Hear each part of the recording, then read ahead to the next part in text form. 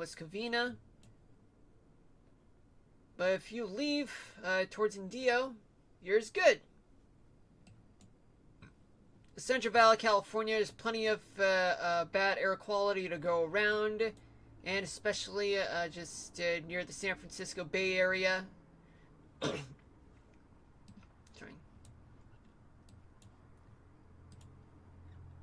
Let me see if there's anything burning whatsoever.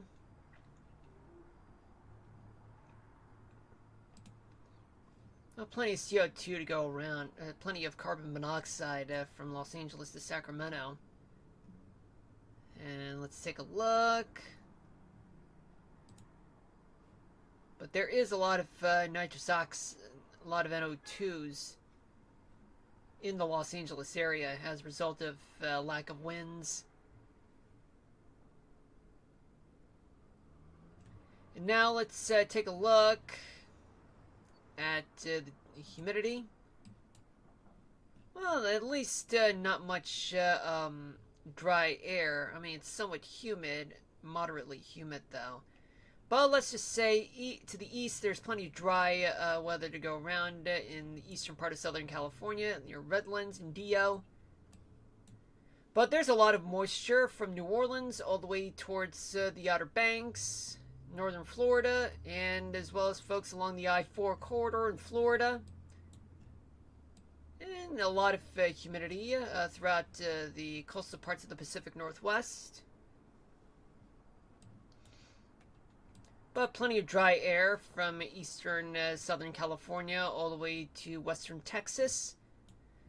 But not all parts of the desert Southwest are very dry, just only in the southern parts of Arizona and New Mexico. Northern parts of both states aren't as dry as those in the south. Sorry. Okay, and now let's take a look at rainfall accumulation in the next 24 hours. Start off in the northeast, like the Adirondacks. Could get as much as up to a quarter inch of rain to Chicago. Getting just about a quarter to a half an inch of rain from there all the way to Waterloo and Iowa City. A few places throughout Michigan might get up to a quarter inch of rain. Going down to Florida, we got a lot of rainfall that's going to happen in parts of northern Florida, like Jacksonville, Tallahassee, receiving just about as much as between 2 to 5 inches of rain in the next 24 hours. Jenna, Gainesville, up to 2 inches of rain, plus Palm Coast, Valdosta in Georgia, Brunswick as well in Georgia, Panama City. And in places like Orlando, Spring Hill, and Tampa might get as much as up to an inch of rain, but anywhere north of Cape Coral to Boca Raton or Palm Beach, Florida, might get a considerable amount of right between half inch to a full inch of rain. But anywhere south of Cape Coral and Palm Beach will be completely dry in the next 24 hours. Not much rain that's going on in eastern Louisiana, but definitely New Orleans is not going to get much. But only to the northwest of the city, upstream, might get around up to a quarter inch of rain all the way towards Jackson, Mississippi. Well, both Jackson in Louisiana and Mississippi. What do you know, folks? I've already talked about the Midwest.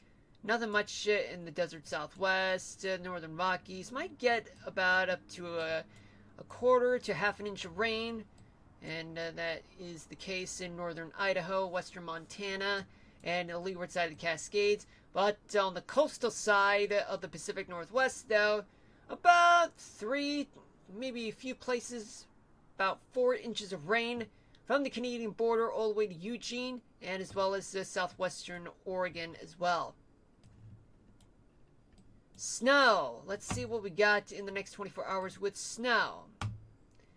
Snow, well, folks, hey, Wild, welcome. I'm so sorry I overlooked at your chat, dude. I got so hung up with the whole talking about the weather thing. But how are you?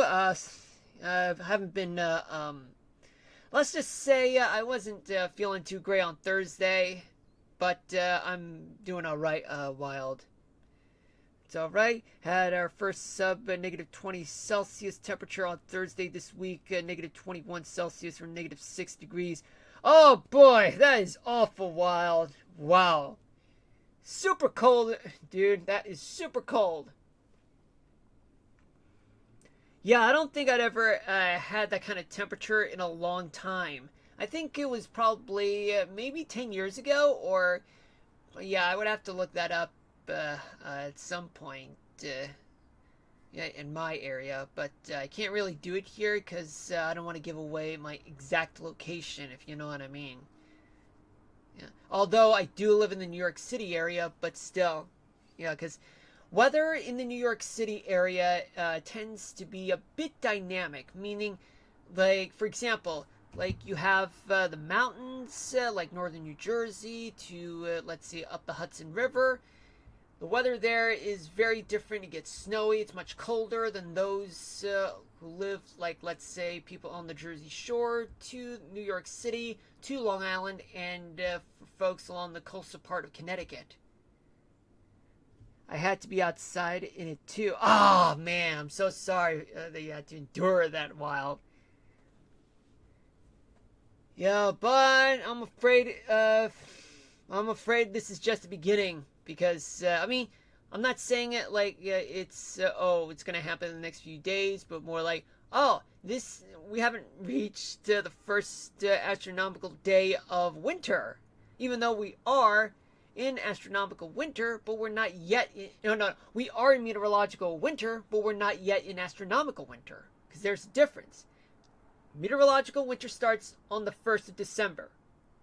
Astronomical winter starts on the 21st of this month. Could happen again tomorrow, but at least I don't have to be outside. Okay, that's good. That is good. As long as you warm up and as long as you don't get sick, everything should be okay. Let's see.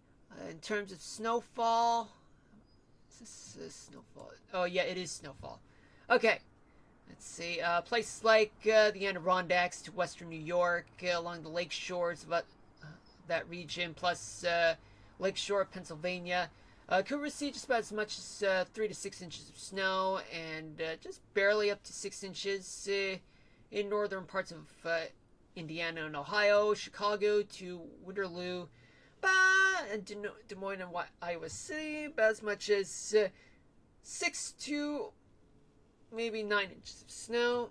Parts of Michigan might get just about up to 6 inches of snow in various parts of the state, but not widespread though. While it looks like as though your temperature reading, okay, it's at 3 degrees Fahrenheit, which means that let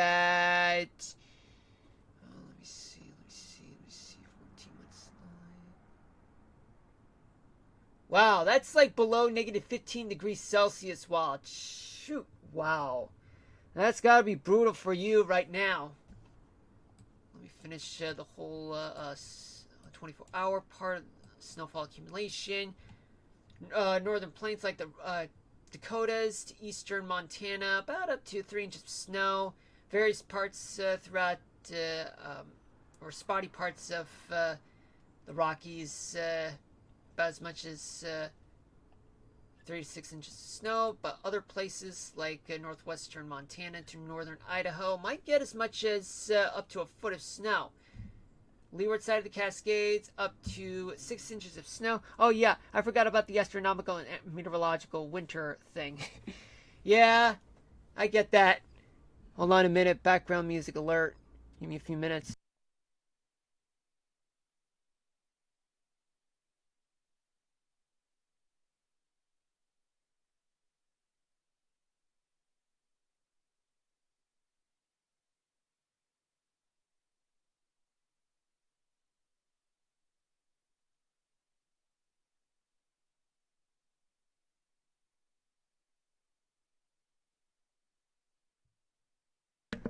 All right, I'm back on the Cascades, ranging uh, About traceable amounts of snow to 2 feet of snow high up on the mountains. Olympic National Park, about as much as up to 6 inches to a full foot of snow. Okay, but just so you know, folks, all this does means that these are just estimates. Do consult with your local officials in your local weather office, just so that you guys will know the accurate amount of snowfall, rainfall, even real-time wind gust, wind speed, and wind direction as well. But these are just estimates, as I said. While let me check on the winds for you. It looks like your wind direction is coming generally from the west-northwest, blowing up to 10 to 15 miles per hour there. It sure is, but gotta get used to it. Oh yeah, I definitely gotta get used to it. Let's see. But let me check the radar. Well, actually on my end. Well, Wild, it looks like as though, based on my end, you have clear conditions, right?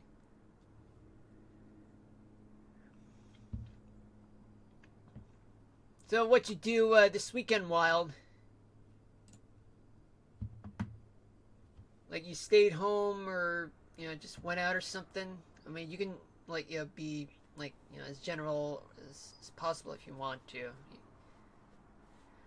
Let's take a look at the upper part of the atmosphere. We do have a trough just over Hudson Bay, and we do have a ridge, an upper level high, just miles away from the Bahamas and Florida. There's also a ridge just offshore from California, which means that there's some spotty places in the Northeast that are getting some wintry weather, or just regular showery weather, as well as for folks in the Southeast, plenty of rain and some thunderstorms. And especially for folks along the Pacific Northwest, they're also getting plenty of wet weather too. That's the setup, as you can see, folks. Let's take a look in 24 hours from now. We do have a folding trough, as you can see. That's located east of Hudson Bay. And there is a flat ridge just located just east of Florida and east of the Bahamas, and a ridge. It's located over, let's say, the Gulf of California, southern Arizona, and southern California. And there is a trough, a small one, just located over northern Missouri.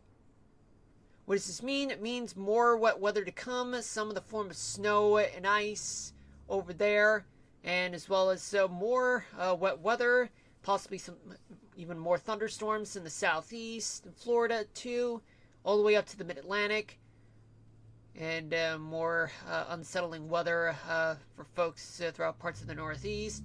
While your weather is looking fine, so that means your weather is going to be really dry, but for folks in the Northern Plains, mildly unsettled weather. It's going to occur over there in the Northern Plains.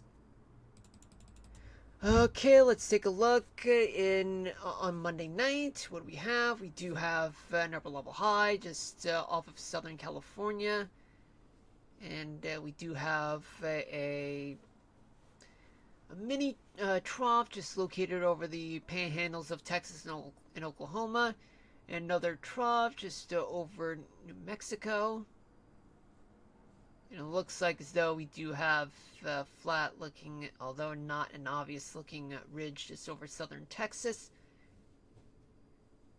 But one thing's for sure is that there's still going to be plenty of wet weather, maybe some thunderstorms in parts of Florida all the way to the Outer Banks, parts of Texas, and more unsettled weather, perhaps more wintry weather in the Pacific Northwest, and a tiny bit in the upper Mississippi Valley, but wild for you, barely anything. Let's take a look for Tuesday night. in which case we do have a ridge just over Southern